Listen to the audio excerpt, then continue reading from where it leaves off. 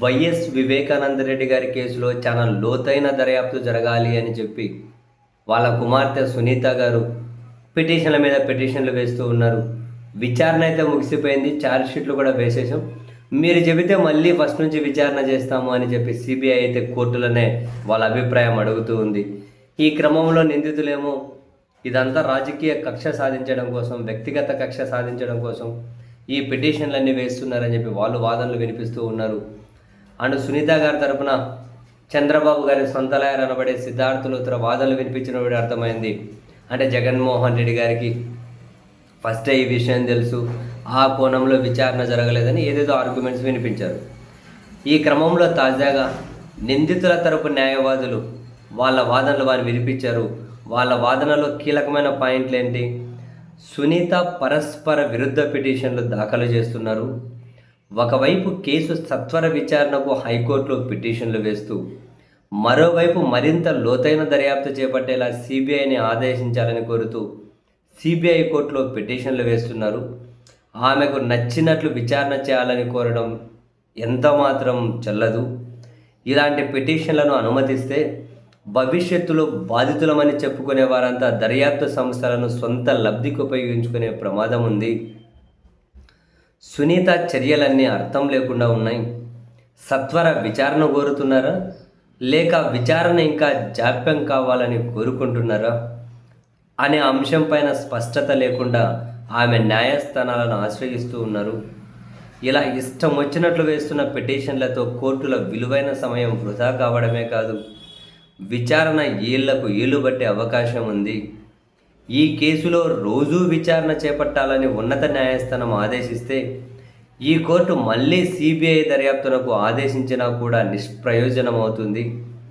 న్యాయస్థానంలో కేసు విచారణ ఆలస్యం చేయడానికి సునీత ఇలాంటి పిటిషన్లు వేస్తున్నారు.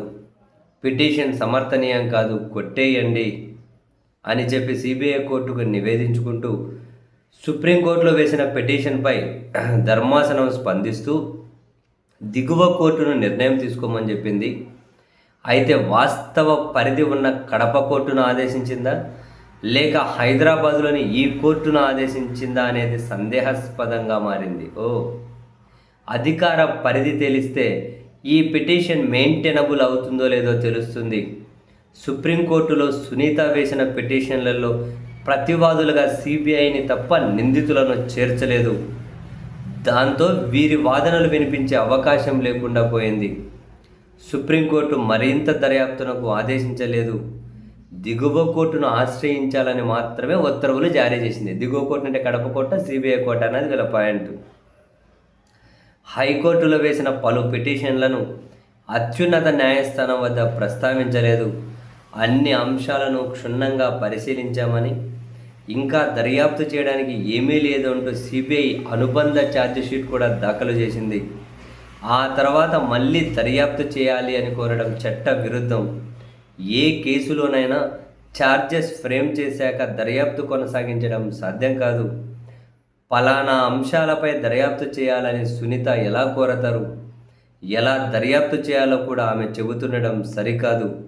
సిబిఐ తనకు నచ్చినట్లు, తాను చెప్పినట్లు దర్యాప్తు చేయాలని ఆమె పట్టుబట్టడం ఏంటి? దర్యాప్తు పూర్తయిందని సుప్రీంకోర్టులో వెల్లడించిన సిబిఐ మళ్ళీ విచారణ ఎలా ప్రారంభిస్తుంది అంటూ వీళ్ళ తరపు న్యాయవాదులు అయితే సిబిఐ కోర్టులో నివేదించారు. మరి దీని వెనక